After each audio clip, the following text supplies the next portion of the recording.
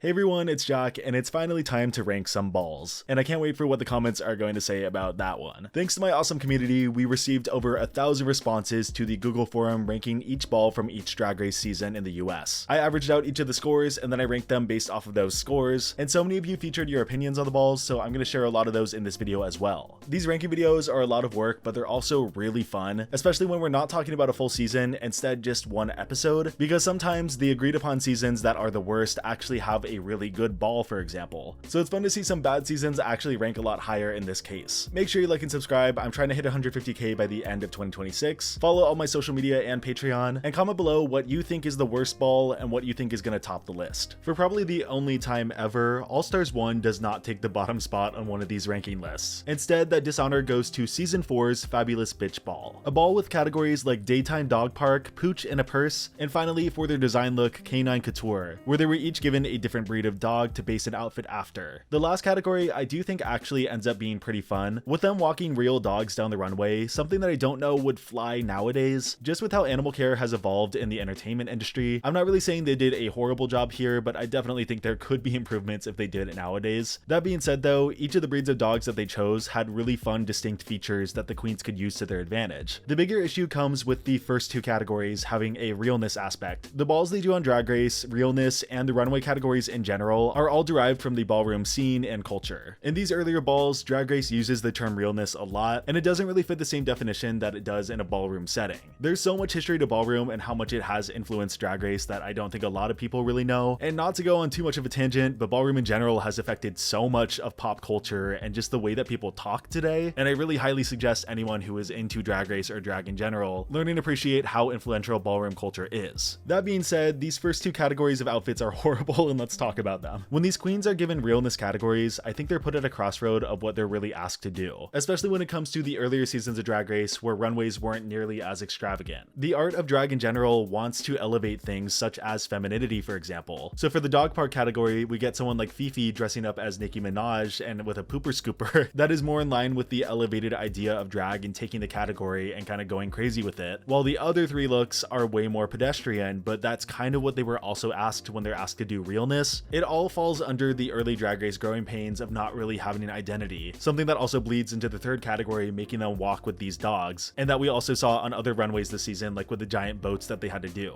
Runways, especially on season 4, I feel like weren't taken very seriously, in a lot of ways just trying to put the queens in weird situations, and so when you look back on them, you see someone like Sharon Needles win this challenge with these three looks, and it just comes down to the weird judging at the time where they didn't know if they wanted to value more female impersonation or the art of drag, which of course thankfully they value the art of drag much more now. Out of all the looks that were shown, I actually walk away liking Latrice's look the most. While it was simple and I wish there was more fur around the outfit, it came together pretty well and it does give Pomeranian. For everyone else, there's not much to talk about. I don't really remember if Sharon had those boots or made them. Either way, with that hair and those boots, anyone could have won the challenge if they got poodle. And I haven't even mentioned the performances that they used to do in these balls just kind of as a screen filler time. Because the balls happened later, there just wasn't as much content, so the queens would design and then they would go choreograph this number and then do this number that didn't really matter, except it kind of did in the judging a little bit. I would never call any of them really fun. Maybe some people do like them. It just seemed like a time waster that was just another way to kind of embarrass the queens. And what they did for this one was probably the worst. They were trying some crazy things in season 4 as the show continued to find its identity, and this theme was one of the weirder ones. The looks weren't the best, the theme was strange, and bringing live dogs on the runway was also pretty weird. Not too many strong looks, and while walking the runway with dogs was fun, I don't think it's something they could do today. The only thing that I remember is I was impressed by Sharon's boots and how they were the same height as her dog. My patrons got to respond separately, and the only response I got for season 4 was ew. Season 4 scores a 4.34 out of 10. The Diva Awards ball is next, and I have very little to say about this one. I like the theme that the categories are them walking down different red carpets, such as the Teen Diva Awards being like a Teen Choice Award style thing, so they would dress for that. The second category was basically executive realness that they've done a lot on the show. Executive realness is another category that they took straight from ballroom culture. On Drag Race, this is one of the most frequent categories that they do in a ball. And while comparing this category to any of the modern categories today, it doesn't stack up. I understand the significance of having it at the time and what they wanted to do with it. And the third category was the Diva Hollywood Extravaganza Awards that resulted in a bunch of beautiful gowns, which isn't inherently bad. And once again, while it's early on and these gowns are simple, most of them look fine. Just when we compare them to the craziness of nowadays, obviously it's just gonna rank lower. lower. Great concept for a runway. If done in a more modern season, this would be 10 times better. All the looks they brought were meh, but their final ones still hold up. All these looks are ugly, sorry not sorry. Season 2 scores a 4.47 out of 10. We got a couple entries now that use the ball title a little more loosely because they only have 2 looks instead of 3, choosing to put less emphasis overall into the looks that the queens brought, and rather trying to switch it up in a fun way and do something like branding. Did these balls work out well? I mean, we're still at the bottom of the list, so the pop art ball from All Stars 3 is the next one up on this list, which tries to be a nice history lesson, but rather ends up being a fever dream with queens dressing in giant soup cans. The ball was paying tribute to Andy Warhol and the popular Studio 54 from the 1970s. One of Andy Warhol's most popular pieces of art were the Campbell's soup cans, so you can see where their thought process was by doing this category, but you're basically sacrificing one of only 2 outfits on the runway that was supposed to be for a ball in favor of branding instead. And even then, the branding still has to morph into this soup type of idea, so it ends up being half cooked on all fronts and just a big waste of time overall. The bigger category that I do really enjoy is the Studio 54 inspired outfit that they had to design. Fun inclusions like the white horse that they ride in on pays homage to the crazy stories back in Studio 54, and this category seemed like the one they were actually really interested in doing, and the soup portion of the runway was just a way to kind of spice things up and try to be entertaining, which it just wasn't. They ended up doing a pop art inspired runway on All Stars 6, which turned out to be great, and I wish they actually just took that here as well. So if the can outfits weren't good, were the Studio 54 outfits good? I'd say all of them were decent except for Shangela's. When doing a huge community ranking like this with over 1,000 responses, not everyone is just going to base their answers off of outfits. A lot of the time when someone is ranking something, they are going to take into account the judging of the episode, and this ball has some of the worst judging from All Stars 3 and kind of the show in general. Shangela was rightfully in the bottom for this, and just all of the critiques about the cans were really dumb. All the comments about branding just felt kind of forced. The worst judging comes in with Aja and by extension BB as well. They got on Aja hard for her outfit not being of the time, basically saying that she was too young and didn't understand the references and it was just a miss. But I would say it's probably the best outfit on the runway and really came together well. It looked the best, and a lot of people have said since that it would fit in at that time. It just felt like they were really trying to push Aja into the bottom for any reason possible, and that follows into BB's critiques, who made a great outfit with the help of Aja, but when they asked her, "You made this?" BB said, "I did," and didn't give any credit to Aja. It just felt like rage bait at that point. Although there were strong outfits like BB, Trixie, and Aja, it doesn't balance out the fact that there was basically a wasted runway and some pretty bad judging in the mix. I mean, Shangela should have gone home here for this outfit alone. Camp at its finest. Bring back the soup cans or something in the same nature. The soup can one is just crazy. Ross's comment to Trixie still cracks me up when I watch the episode. Like, no shit, Ross, we can tell it's Trixie's can because it's her season 7 promo picture on it. The only missed opportunity was Aja should have said something about BB's dress. Also, Aja had no right being in the bottom too.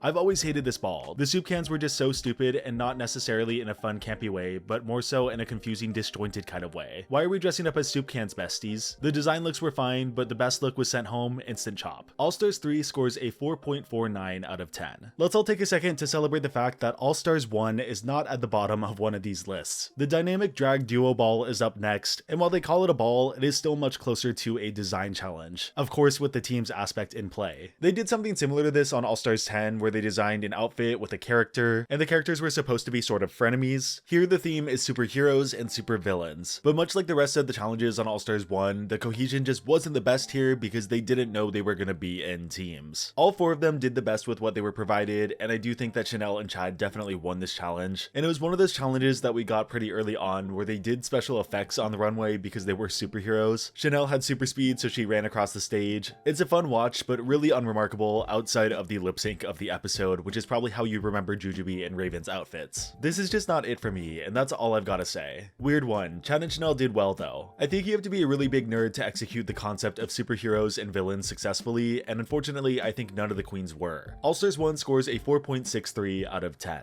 In a much similar vein, we have All Stars 5's ball. Another ball with only 2 categories, and one of those categories is taken more so up as a branding / joke character thing, and another ball that is plagued with some pretty lousy judging. And for the first category, the queens had to come up with a character to walk down the runway with, and then do a short comedic monologue as that character. To be honest, both of these All Stars 3 and 5 balls are just glorified design challenges, but they were on the wiki, so I decided to include them because the outfits in this category kind of boiled down to queen in a t-shirt and some short shorts. There's nothing wrong with that, but it's just way more clear that this was about the character as opposed to the actual runway. Out of this runway alone, Jujubee had the best character, and it's probably the only thing a lot of people remember about this episode. Her giant hat, her opening it with "Sorry I'm late, I didn't want to come," and of course we can't forget Amber. Amber. Sorry I'm late. I didn't want to come.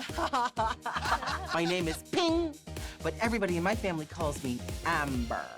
None of the other monologues even came close to this, and if it was just based off of this, Jujubee would easily win. The actual design challenge itself though, I honestly think all of the looks are fine. I just don't think they could reach the heights they really wanted to because they had to be incorporating unconventional materials. The two standouts for me were Shay's and Alexis Mateo's, and some people really ride for Blair's. I'm also really impressed with what Jujubee did, even though she doesn't have the most experience sewing. But the outfit that actually won was Miss Cracker's, which is a fine outfit, and I think it's pretty well detailed and done. Just out of all of the outfits, the one that fit the category the most was Alexis Mateo's doing a full mermaid gown with a swimming pool at the bottom. It's full creativity, it incorporates the idea of like a backyard fun time pool, and yet she was sent home for this because her first character just wasn't funny enough to them, along with the queens not trusting her because of India Farah's lies the week before. All Stars 5 was chomping at the bit every week to do if you're not in the top, you're in the bottom, and this was one of the worst cases of that, because I don't think Alexis Mateo deserved to be in the bottom, but she had the worst track record and they needed to keep trucking along in the competition. So everyone was put in the bottom, and because she was tied with the least amount of wins, she was sent home, and a lot of people are still really upset about that and rate this ball low, along with the fact that it's just kind of a glorified design challenge like I said. Extra points for the unique take on the ball, but like the season itself, lackluster and not really memorable. To me, this was an unmemorable ball from a mostly unmemorable season. I love the girls in this, but overall, I don't think any of the looks are iconic. Do I think the looks themselves were okay? Yes, but nothing extraordinary. I think Cracker's look is great and polished, but as I thought with the All Stars 3 ball, it's just a lot of safe looks. All Stars 5 scores a 5.06 out of 10. We have the season 1 ball up next, and I feel like a lot of the time people just default the season 1 things to like the bottom of the list, and while we aren't very high up, I am happy to see that this one is ranking higher than I expected. The season 1 ball had a Q&A section, which is something that they've widely dropped from the show, but once again it's something that has both roots in ballroom and drag pageants as a whole. And while you can chalk it up to another aspect of the show that was just kind of working out its growing pains, I actually really do enjoy the Q&A portion here if the judges were way more receptive to it, which they weren't. You could tell that the judges loved BB and Nina and then weren't really a fan of Rebecca or Chanel. Chanel caught it really bad this episode, with her first question being edited super weird, asking why she should be the next drag superstar and her basically saying, well, I'm beautiful, and her second question answer probably being one of the only things people remember about this episode, which brought visible disdain out of the judges when it was just a joke answer. Mandarin.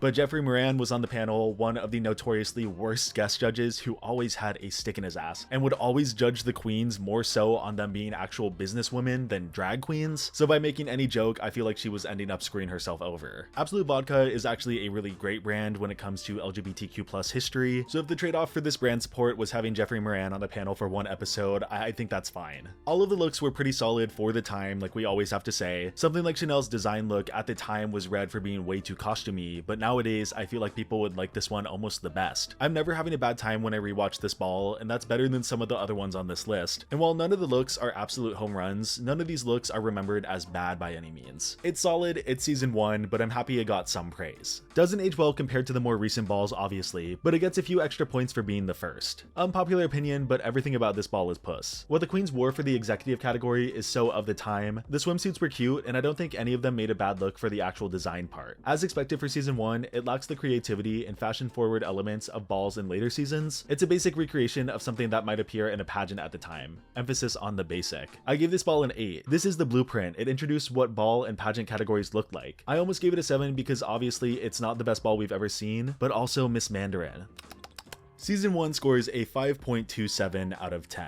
All Stars 8 Supermarket Ball is up next, and I think it's another one that is definitely plagued with some pretty bad judging. Because the looks themselves are really strong outside of a couple of the design looks that ended up in the bottom. The runway categories are Legendary Queens, Fruity Patootie, and Supermarket Model. And the first two categories especially being the categories that the queens brought in their outfits. There's a wide range of the things queens can do, and I think they took full advantage of that. Heidi and Kahana's looks were both really strong, which we'll get back to, and both Jessica and Jimbo had looks that I really enjoyed as well. Specifically, I love Jessica's reference to acai being the thing that kind of sent her home on season 2. And then after coming back all this time later, it's the thing that won her the challenge this week. But speaking of the challenge winner and the people that were in the top, I don't think they judged it really well. Giving the win to Jessica, I'm very happy she got it. I just don't think her third design look was the strongest. And there were so many other challenges on the season where Jessica could have taken it. So her winning here, I think is totally fine, and I think she should have at least been high. But the two queens that I mentioned earlier, Heidi and Kahana also I think deserve to be in the top. They both had extremely consistent looks, and I think Heidi especially went for one of the hardest silhouettes of the episode. Instead, the other 3 top spots went to Jimbo, like I mentioned before, and then Candy and Lala, who both had looks that I liked that fit the categories well, but there were other queens with other looks that I liked even better. Candy even getting critiqued on the runway for having similar outfits for each category. And for Lala, again, did a good job, but it only really felt like she was in the top because they had to acknowledge her horrible ball outfit from season 13. So 2 other queens were sidelined that also had really strong weeks, and this was one of the first big signs that All Stars 8 was not gonna feel the best, with hindsight making it even worse with Heidi quitting later in the season. Campy and very memorable. More balls like this please and thank you. Jessica Wilde can take all of my kidneys. The dairy and fruit runways are so fun, but dear god, this was a rough design challenge. The girls weren't given proper materials to make exciting stuff, and I'm still upset we've never seen Mrs. Kasha Davis in a snatch game. All Stars 8 scores a 5.63 out of 10. You know what's better than one ball? 2 split balls with the entire cast of queens, each doing different categories. Yeah, that's better, right? Season 14's ball is an absolute mess, and it just starts with the structure alone. This was episode 3 with all of the queens there to showcase their looks, and that's the only positive that I could really say about it. All of the queens got to showcase looks that they brought for the ball. The issue is, based on your premiere week, you had a different ball with different categories. Half of the queens working with various animal prints, and the other half working with red, white, and blue. Which even listing them out, it is really strange that they chose these 2 types of categories. There's no cohesion at all. And while I think in the judging they tried to even it out, the winner of the challenge came from animal print, and then one of the queens in the bottom was from animal print, and then the other top and bottom spots were taken up by red, white, and blue. It doesn't really save it from the fact that this is a completely unnecessary thing that they did. A lot of the modern balls have the entire cast there, or at least the majority of them, and while it can be pretty hectic trying to remember that many looks, at the very least there's only 3 categories and you can get the gist after a couple looks. Here they decided to ping pong back and forth between the queens of each week, starting with one group of queens in their first category, then going to the next group with their first category, back to the first, then the second, so on and so forth. Unless you're really locked into the ball and the categories, it is just hard to keep track. And I think it also creates an issue that they weren't really expecting, where some of the outfits go underappreciated because you're just getting an overload of categories. If there's 13 looks for a certain category, I can pinpoint 1 or 2 that I really like, while if it's 7 and 7, I can pinpoint the same, but by the time I really get into a category, we've already moved on to the next of 6. And that's not even to mention the runways this episode were solid but nothing spectacular, with the animal print group having a much harder time in my opinion just having to work with animal prints in general. And the third design category was bridal, with Violet Chachki saying it best that a lot of the gowns didn't hit the floor and they just weren't really bridal dresses. They were nice dresses, but they didn't really fit the category that they were going for. No looks here outside of the bottom 2 were that bad, but there's a reason that no one really ever talks about this ball. It's a distracting mess and there's just better ones to talk about. Too many people, even with splitting it up, it was just way too much. Some really great looks were delivered in this challenge. Alyssa, Willow, and Angeria really delivered. This is also the episode RuPaul had his coffee enema. I don't get why they were split into 2 groups, but it doesn't bother me too much. Season 14 scores a 5.91 out of 10. If we want to talk about the start of early season balls with a lot more queens participating, we have to talk about season 10, which is up next. This is one of the most confusing balls to me with the categories that they chose and the overall theming of the last ball on Earth. There's the slightest bit of, I guess, commentary and humor with them switching the categories of Alaskan Winter Realness to be the swimsuit category and Miami Summer Realness being the one where they bundle up. Swimsuit categories are very common in pageants, and I think the top queens elevated it enough to where I really like some of them. To me, Aquaria and Cameron's are great and really hold up. Ms. Crackers, once again, I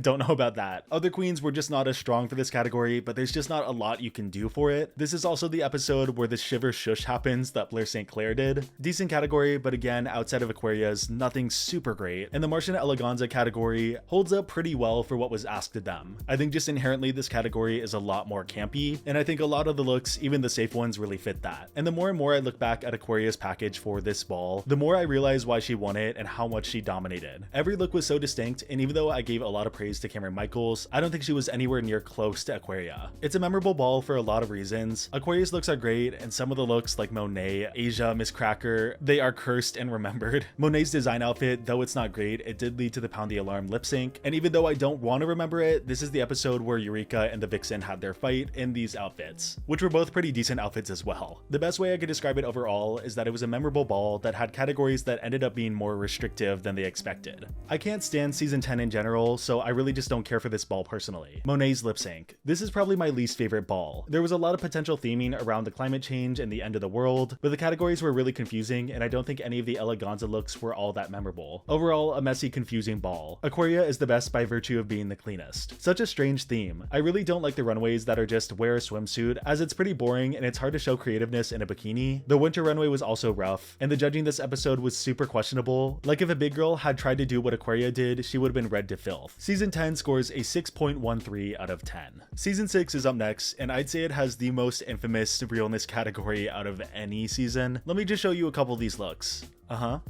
Yeah.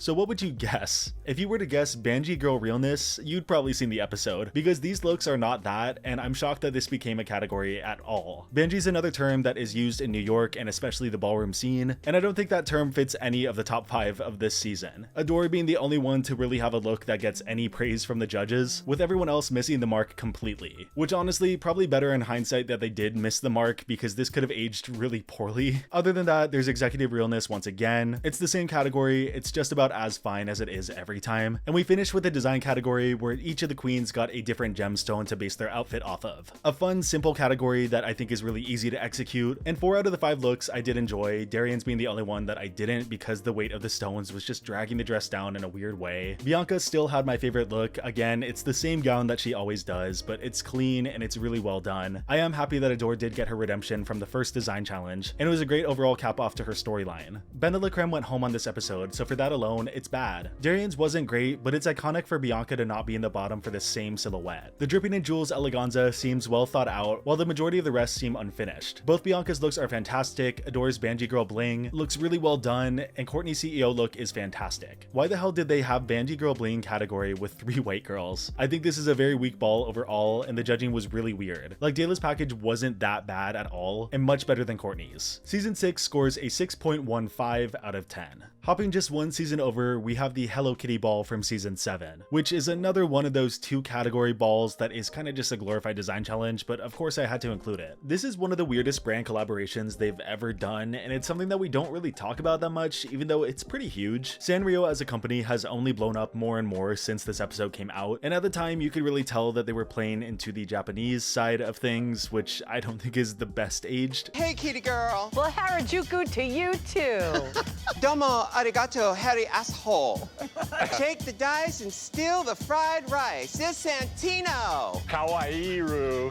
The first category where they create a new best friend for Hello Kitty, it's like a mixture of the cans and the backyard family member, and while I do like to turn my brain off and just enjoy it, I can't help but think it would have been a stronger category if the queens themselves actually got to walk it. We instead just get voiceover from them. I think there's some that are more creative than others. Violet's character has always been really funny to me, because out of any name and creation that she chose, she just went with Violet Kitty. Coming to the design category for the runway, I mean, I'm a fan of Hello Kitty, and there is a lot of Hello Kitty that's present on each of these outfits, so I think they all come together really well, with the 3 safe queens in particular having great outfits. Kennedy and Katya's outfits just don't stack up nearly as much, but it led to the Roar lip sync, so all is forgiven. This ball is such a footnote in the grand scheme of things when talking about Drag Race. Outside of the lip sync and Violet's design outfit, nothing else is really mentioned here, which to me is tragic because I do think it had the elements to be a really memorable episode. It just didn't really come together all the way with a couple choices that they made. Unique to say the least, doesn't mean it's good. Katya just giving up, Pearl's dress, Violet's headpiece. I hate these challenges where you have 2 parts to it, and the judges pick and choose whichever mattered the most to them depending on how they wanted to place the queens. Katya had the best Hello Kitty, and Violet was the only one who made a decent look in the second category. Season 7 scores a 6.19 out of 10. We come to another ball that's pretty divisive among fans, with some thinking that the categories really carry their enjoyment for the ball, while others don't really think that any look hit that hard. That is the Season 11 Monster Ball. I fall into the category of not really enjoying this ball that much, with a lot of the looks having concepts that I enjoy but wish they were taken just a little further. If we had gotten this ball a couple years later, I think the levels of runways would be a lot more consistent, but as it stands, I can pick out a couple looks from each category that I did enjoy, but I can't overall say that I liked each category as a whole. Brooklyn does have the best showcase here, and while I do think her third look isn't the most monster, the way that she's able to sell it and explain it makes enough sense. Plus the way that she uses the gray tool to make it look like smoke, that's something that I've always been really obsessed with. The bottom queens are the ones that really dock points for this ball. Sugar Cane especially having a really bad week to the point where a lot of people expected her to go home, up until she did really good in the lip sync, and Ariel also fell really hard. And even though I do know it's horrible, I love her troll doll look and I send it to my friends just as an image all the time. This ball theme just needed a couple more years to bake for it to be really great, but I do understand why a lot of people really like it and why it's ranked relatively high compared to a lot of the other balls. Some good looks, some bad. This is so forgettable. Another ball where I feel like the first two categories look better than the final one. But also, I'm sorry to the Queen of the North, that's not a monster look. Unlike Silky, I am a spooky bitch, so I love this theme. It definitely could have been better for such a great theme, but despite the judging, the looks were fun. I would love this one no matter what because I'm a Halloween gay, but it's held back because I think the queens could have taken it further with their concepts. Season 11 scores a 6.40 out of 10. We get to the first of two Season 3 balls that are on this list. For those who don't know, Season 3 had a really random 16 episode order, which comparing to the other old school seasons at the time was at least 4 episodes more than any other season. I don't exactly know why they did this, but it means they had a lot of filler episodes, queens coming back, and some challenges that I think would be cheaper to film just because they were on a tighter budget, which in turn tend to be design challenges, which we got at least 4 of on this season. 2 of those design challenges are the aforementioned balls, the later of the 2 scoring lower, the Make That Money ball. And I think you could tell right away that the vibes of this challenge are just off because they're basically running on only fumes at this point. This is their 4th design challenge of the season and the second ball where they have to do 3 looks each time. So while the 2 first categories of the outfits that they brought, their overall quality isn't the best, I'm not holding that against the queens at all. On the modern seasons of Drag Race, they talk about how they're running out of outfits towards the end. So for production to ask the queens to bring this many outfits this early into Drag Race, it's a pretty tall order. The category that I think bumps this ball up really high would be the actual design part of the episode. Each of them making full-length gowns out of money and some fabric. And there's not a bad one in the bunch. I mean, each of these queens basically graduated from fashion school at this point. My personal favorites were Alexis and Raja. Raja's dress having a little slit in it that gave it a lot of really cool movement with how the money moved. Manila ended up taking the win for this challenge, which I think is great because her look is also super clean. Even though the queens are creating some incredible looks, the fatigue is just felt across the board. Not even just with the queens, but also the audience as well, because it's just getting kind of old seeing this many design challenges. Thankfully, this top 4 had the talent to back it up. Raja is the only reason I rate this as high as I do.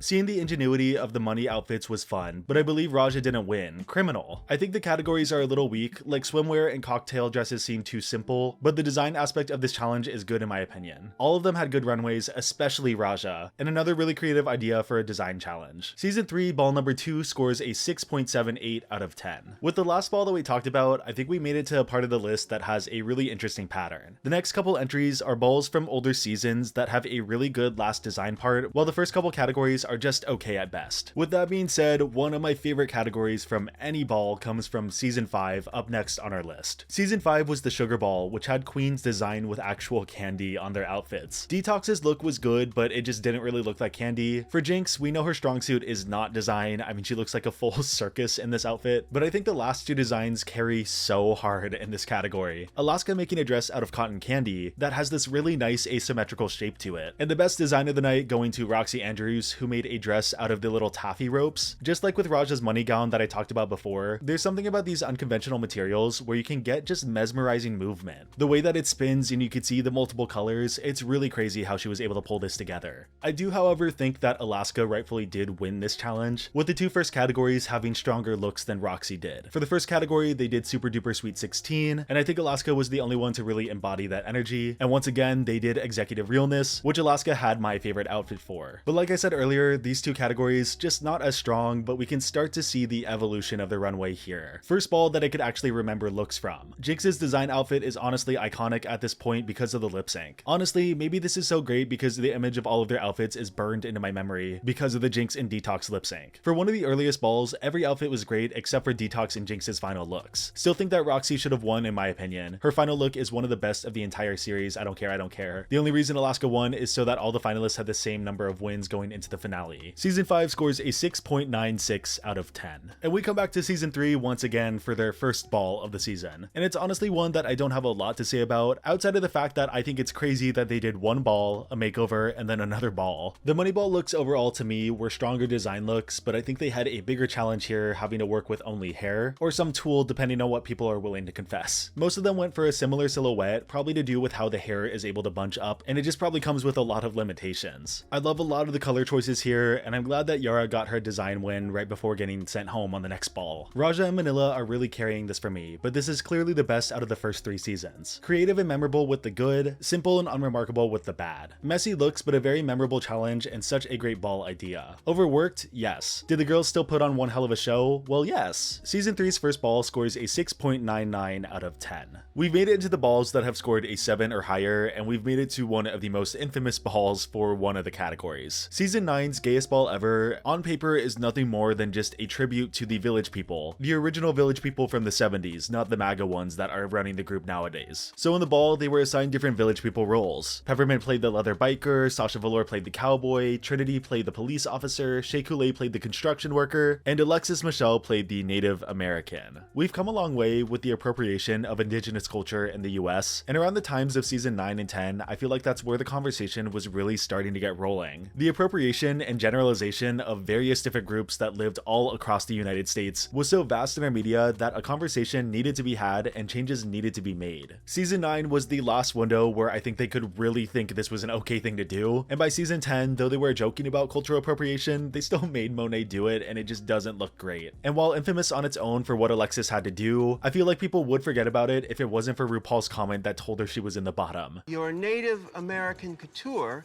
left the judges with reservations.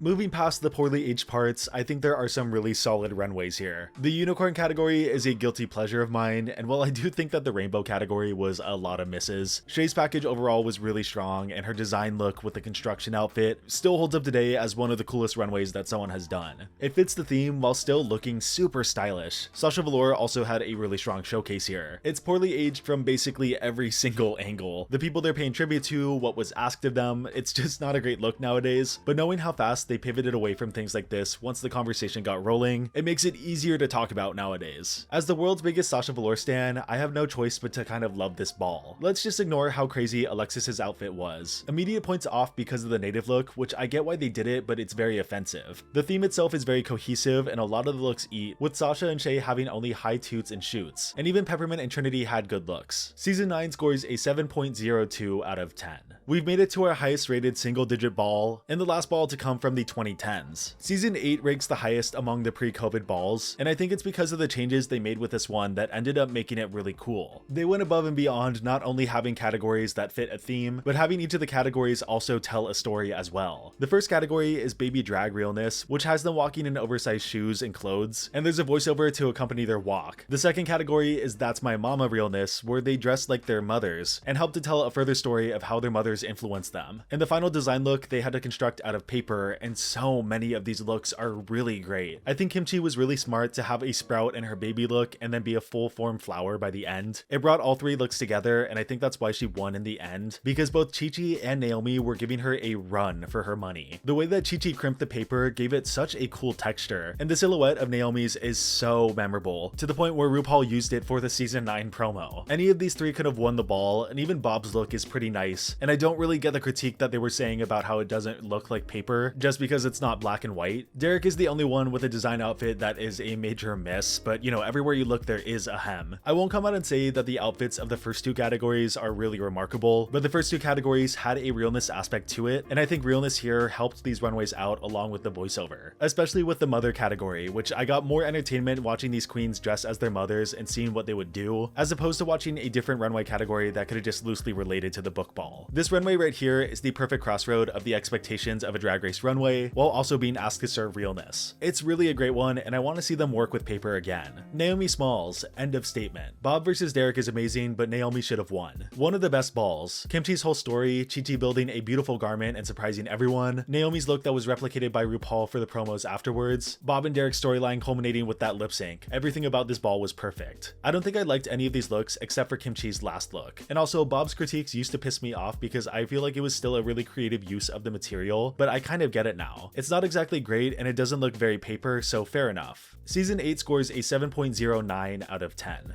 All-Star 6 is up next, and I truly don't have that much to say about this ball outside of the fact that it's just really good. The top three were Raja, Kylie, and Eureka, and I do think Jan and Scarlett could have also been up there as well. The runway categories that they chose for this week are some of the most fun that they've ever done. Blue Better Work, which is like blue collar worker, blue jean baby, and then just like a blue runway. There are endless concepts that you could do for these runways, especially the blue collar one, and the queens took full advantage of that. I love Raja's construction manager look with the helmet on top of the bump. It is the perfect amount of ridiculous. Jiggly's blue jean baby look is one that I also found super cute, and though she went home this week, I still think she did a pretty good job. And I don't think we can go any further without mentioning Trinity K. Bonet's crossing guard look. After she was in the bottom in week 1, and then seeing her turn the corner in this look for the first category, I was so worried that she was going to be in the bottom again. Thankfully, that third Cinderella gown look was so impressive that she was safe for this week. like. Great concept that I think was executed super well, and this cast of all-stars was kind of the blueprint, pun intended, for how good an all-stars ball could be. Eat down, queens. Everyone ate. Best ball ever possibly. The unfair treatment of Scarlett and Akira ruined the season for me. The categories for this ball are some of my favorite of all time. They're different, and even though they don't connect with the through line of the categories, they gave us some great and to me iconic and memorable looks. All-Star 6 scores a 7.14 out of 10.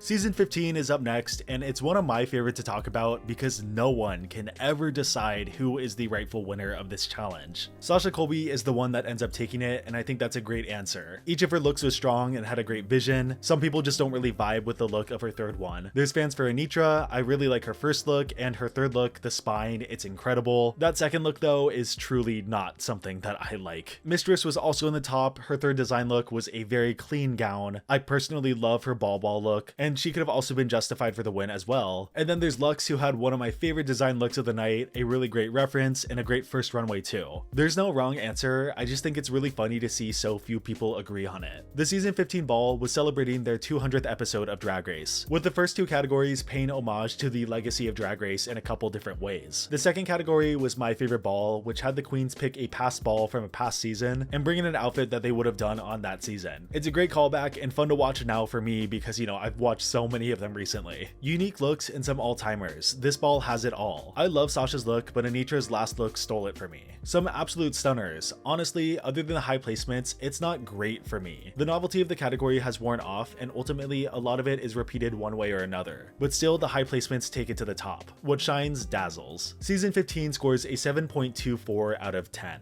We've now made it to season 12's ball, and when I watch it back, I didn't really realize how influential this ball was without even really trying to be. Season 12 was filmed before the pandemic, but aired during the pandemic, basically when everyone was glued to their screens. And while we were already on an upwards trajectory of runways and the quality just growing and growing, the top 3 of the season had some killer runways, with Gigi Good's storyline being tied to her fashion and her relationship with her mom. There was such an emphasis on her skill as a designer, making basically everything that she brought, along with both Crystal and Jada also making a lot of the things that they brought as well. So without even really trying to raise the bar, the talent of these 3 queens, along with a lot of the other queens on the season, just made the runways feel even more impactful at the perfect time where everyone was watching Drag Race. And the season 12 ball is a great example of that, with insane design efforts from every queen in the room. Aiden was the only one who really caught flack for the lack of work that she put into her design, while the other 2 queens in the bottom, though their looks didn't look great, you could still see that there was a lot of effort put into them. It's one of the few balls where I think every single queen had at least one strong runway, even the queens in the bottom. Britta, Aiden, and Rockham all really missed on Basketball Wives, but for their Lady Baller category, I enjoyed each of them, especially Rockham's tether ball, which was super creative. Shout out to Nikki, who had some great looks here, but Jada and Gigi were the top 2 of the ball for sure. Every single time they turned the corner for a new category, they outdid their last outfit. I love Gigi's Heather inspired outfit, and then I love the snakeskin coat, and then her Crunchberry inspired outfit. It's so fun, but still is very chic. I am, however, in the camp of people who really like Jada's package and think that she could have won. It could have been a double win. Her Lady Baller outfit fits the category to a T, and though it is the most common choice that I think people would default to, that doesn't mean the execution isn't flawless. The color choice for her Basketball Wife runway is just spectacular, and her design outfit I think uses the ball theme to its best. It looks like she's covered in bubbles, and just every single choice that she does adds to the execution of the outfit. The way that her hair is up and how the bubbles are placed to make it look asymmetrical but have a really cool shape, it's a look that I still think about to this day. And after All Star 7, we know just how good of a designer Jada is. There are just so many memorable looks in this ball, for good and for bad, and even the bad looks, they aren't horrible. There's just like little pieces that I remember, like Rockham's Basketball Wives padding. You know, it's crazy, but she doesn't look terrible. Like many other people, I just have fond memories of this ball, and watching it back, it still holds up really well. Crystal Method is my girl, so any ball with her is going to be great to me. I like the concept, and Jada was iconic. Main category, fun. Other categories, not a sport person, but weirdly love them. Designs, probably my favorite ball. Some of the best designs. I guess I'm in the minority, but I love an early ball. Give me 50 looks. Season 12 scores a 7.47 out of 10. We come to our latest ball on the list as of recording this video, which is the Season 17 Sickening ball. Because it is the newest ball, we are at the expectation of the runways being really high, and although one of the categories was taken up by swimsuit, some of the queens still really stepped up to the occasion. Even some of the looks that might be a little more basic, like Sam or Crystal's, they have references to them which make them a little more special. Where it gets really good is the second category of the runway being Sea Creature Couture, each of them picking a different creature to emulate their runway after, and there's not a single outfit in this category that I didn't like. Props to the showrunners for coming up with this category, category and the queens for taking full advantage of it. I feel like each of the queens did their research though on what could be a cool fish to emulate, and that's how we ended up with a ton of diverse looks. And the fun doesn't stop going into the third category with unconventional materials that still can work as fabrics well enough, and also a little side commentary on the amount of litter that is in the ocean. None of these design looks were outright horrible. I mean, I'm kind of a delusional Lana fan, so while I know her look isn't the best, I get what she was going for. And then you have people in the top like Sam Starr making this huge gown out of trash bags, or the winner of the challenge, Ariete, having this beautiful look with a lot of different colors. I wonder how she got those. Maybe she spray painted them on a tarp or something, I don't really know. And I gotta point out how meticulous Ariete's makeup was in this episode, changing it every single runway look with a lot of detail and limited time. That's extremely hard to do and deserves the praise. She really proved herself after being saved the previous week, even if she did struggle a little more on the rest of the season. I think this ball will start to be remembered more and more fondly, and it would have been a full top tier ball if it wasn't for that first category not being the best. Biased as I may be, I love this ball, and some of these looks have never left my mind. Can't stand Ariete, but she is clearly the best here. Forgettable, even though it's the most recent, I forgot about this one. Eclipsed by Who Ruined My Outfit? We should have been really tired of the swimsuit category by now, but the queens brought interesting looks. Second category is really fierce, and it's always nice to see how the queens creatively make garments from unconventional materials. Love the ocean theme. The sea creature prompt was especially cool for me. Almost all of the looks for the queens are so slay, and using pollution as unconventional materials is great. All three of Ariete's looks are amazing, and I also really like Sam Starr's as well. Season 17 scores a 7.61 out of 10, and season 17 starts our top 5 of the list. When you think of the most notable balls, the most memorable, the most debated, I think there's one ball that stands above the rest. It might not be the one that's most highly rated, but I do think it's the one that we talk about the most. Coming in at number 4 is season 13's bag ball. Season 12 was the start of the big boom of Drag Race in the modern era. Like I said, so many people were watching it because of the pandemic, and then after that, people just stayed around for the next season that was gonna air. And though season 13 is not the most loved within the fandom, the ball that came out of the season is pretty loved, and it really fires on all cylinders. The best looks of the episode are still constantly talked about, and the worst look of the episode is still the worst look of all time. And even beyond the ball itself, other things still really help the episode stay in the public consciousness. Things like the fight between Candy and Tamisha happened in the Untucked of this episode, and Violet's pit stop where she reads all of the looks. That online content has cemented the ball's legacy. Coming back to the ball itself, I don't even really like the second category that much, and I think the ball is really carried by the first and the third, especially the third. The money bags don't really do it for me, especially when it is like a product placement, and a lot of the bags are just kind of out of place. The first category of mixed bag had the queens being really creative on a category that I thought would be relatively restrictive. We got things like body bag, which I'll probably have to censor just in case, bag pipes, doggy bag, bag of bones. How can you forget poison IV bag,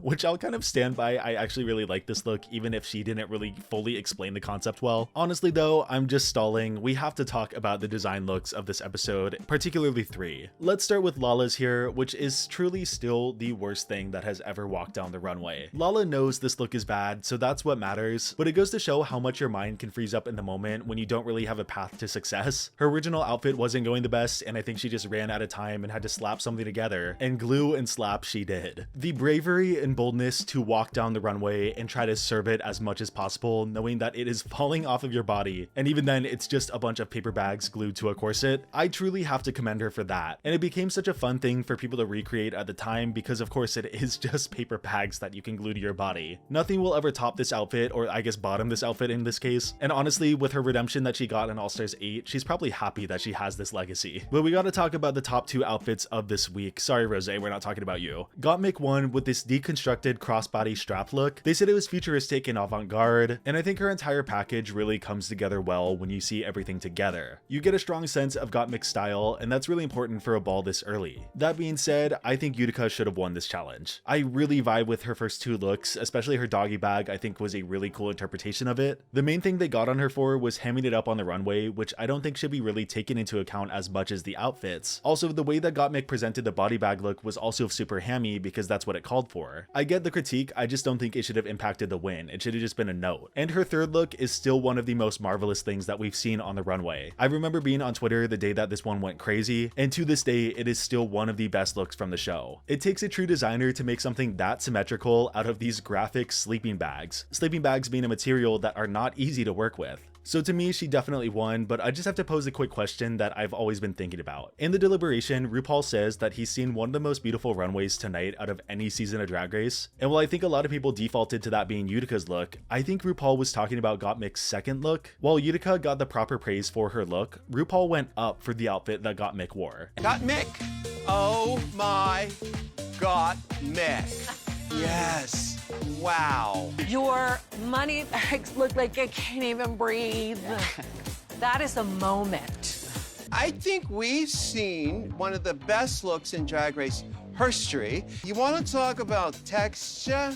I could stare at that all night. It was so beautiful. And I almost think that's what she was talking about, but you let me know in the comments. Besides Utica, obviously, I actually think this ball is extremely overrated, honestly. When I think of this challenge, this is the ball I think of for Utica's look, Gottmik stealing the win, and of course the best design look of all time, Lala. On the Google forum, you could categorize answers based on how many people responded with that answer. Of course, it would always be one response because each person who answered is not going to have the exact wording, except for this one where so many people just answered the single word Utica. Season 13 scores a 7.73 out of 10. We have made it to the top 3 balls, and just a couple years ago, I think this one would rank number 1, but we had a couple that came in later that have dethroned the All-Star 7 ball from being on top. This was the Realness of Fortune ball, which was a tie-in to Wheel of Fortune, the categories being Vanna White, before and after, and then having to do a look based off of a color that they got on a location. And while this is a really extremely random collaboration for them to have, especially on the All Winners season, this is one of the last episodes where I really think they took advantage of what they were doing. Because not only did the queens have some opportunity to make some money at the beginning, but also Vanna White was the one who announced each of the categories and was just there to have fun. So when the first runway was in tribute to her, each of them turned the corner and they freaked out. Except Evie, who I don't really think watched Wheel of Fortune. Even though the reactions were really fun, this is still the weakest category of the episode. The second category was Before and After, which had the queens doing things like Bob the Drag Queen Elizabeth, Olivia Newton-John Waters, or of course the extremely famous character Gold Tooth Fairy, who was then portrayed by Tsunami Muse on Snatch Game. This is one of those fun categories that I would never expect them to do, but because it was done, it opens up the conversation to so many fun ideas that they could do. I think it was Bob who said Alyssa Edwards Scissorhands, and I still think that is one of the best ideas. The third category is what really steals the show, and outside of Jinx, each of them proves why they are such a good designer and a winner. We all know Jinx is just not strong in design, and that's okay. Trinity, Jada, and Raja are all the 3 standouts, but even looks like Shea Coulee's could have won on another season. I love Jada's so much because she was able to get so much texture out of just the color black, which is definitely not an easy feat. Trinity's was also so well crafted to her shape. And of course we have Raja, who has done at least 3 balls at this point, and she is no stranger to serving a great look. Eat down winners, Trinity and Jada, the icons you are. I love the idea of the combo people like Olivia Newton-John Waters, but was kind of disappointed by that showing. Bob and Katya had way better ideas on the pit stop. First category is low-key a throwaway, the second category was kind of disappointing but not terrible, but the standout looks of the ball are definitely displayed here in all of the top 4 queens. Like holy cow, they are so beautiful, and the talent displayed in these creations is unmatched. All-Star 7 scores an 8.42 out of 10. We have only 2 balls remaining, and they are 2 of the most recent balls. The one that lands in second place is Season 16's Fairy Tale Ball, which is such an awesome concept that I love seeing anytime. Each of the categories is unique and meaningful for a different reason, and even though this is a regular and not all-star season of Drag Race, the queens brought all-star level looks here. Things like Nymphia's Little Boy Blue, Q's Man on the Moon, Tsunami's Humpty Dumpty, Saphira's Peter Pumpkin Eater. Oh my god, how did she fit this in her package? The second category loses just the slightest bit of steam, but there's still some really great looks here. I love Nymphia's Angelina Jolie. And that third category has some really great looks, but Nymphia's tie look will go down in history as one of the best of all time. This ball performance to me is why she ended up winning the season, and watching it back, I am still just so genuinely impressed by so many of these looks. Probably my favorite ball of all time, honestly. Nymphia ate down so hard, and there really aren't any bad looks in my opinion. Again, way too many people, but Nymphia's looks are just amazing. Nymphia, wow. Q, wow. Her Judy Garland is so simple, but I'm also so obsessed with it. Also obsessed with Dawn's cow and Audrey Hepburn looks. Saphira's pumpkin thing is so aesthetically pleasing to look at. Megami's eleganza was probably my favorite behind Nymphia's and Q's. Mirage was serving spice realness. Plasma's Anne Boleyn actually had me at a loss for words. Her first look though, I kind of think Amanda not getting a low placement placement was some act of divine intervention, because what on earth did she make? I think her looks were definitely worse than Maya's. Hershey's Mother Nature dress is genuinely crazy to me. Season 16 scores an 8.56 out of 10. We've made it to the top ball of our list. Something that I said at the beginning of the video so long ago was that I find it really interesting how some seasons that aren't regarded the best can still have really high placements because their ball specifically was really good. And that's true for the top spot of our list, because no one likes All Stars 9, but their ball is absolutely incredible. This ball is what happens when you give queens a good concept, time, and money to execute something. For All Stars 9, they were given a stipend for their runways, and it shows with so many of these looks. Roxy and Chanel were ranked high for this challenge, and they had some really cool looks in the mix, especially with both of their art looks, but no one was gonna beat Plastique and Gottmik for their top spots with the looks that they both brought and the ones that they designed in the room. Mick wearing actual designer clothes down the runway and Plastique having the cleanest gown, that's just the first category. And of course, one of the most instantly memorable runways of the show, Gottmik's Scream outfit is still something that I think is like a top 5 runway of all time. If there were ever to be a drag museum, I would need to see this look in there. And Gottmik finishes really strong with her final design look being this really great spray paint look. But for this category, no one is beating Plastique for how she did the contour of her body. It is truly jaw-dropping. I completely agree with Michelle. I don't think there's going to be another ball that's going to come along and beat this one in a very long time. So much came together to make this as successful as possible, and they need a really strong cast of queens that are like Plastique and Gottmik with a fashion eye. They got to give them money and a good concept, and maybe we'll get there. But for right now, I'm very happy that this ball ranks at the top. Say what you want about the season itself, but these queens are fashion icons 100%. Plastique and Gottmik were just stunning. This runway proved two things. Giving the queens a stipend for runways can make magic, and Nina West really cannot sew. I forgot that I screenshotted this one. Gottmik and Plastique's looks belong in a museum of Drag Race history if there ever was one, and Roxy has never bombed a sewing challenge. Give her one and she'll give you what you like. All Stars 9 scores the most fittingly possible 9.00 out of 10. Well, that's that. Thank you so much for being so patient on letting me get this video out. Clearly it is a long video, and I'm kind of surprised with how much I had to say about each of the balls. There's a lot of influence that they had on each other, on Drag Race as a whole. They got a lot of influence from other cultures like ballroom culture, so I wanted to highlight as much as I could, and I hope I did everything justice. Thank you so much to everyone for watching. Thanks to my tier 2 patrons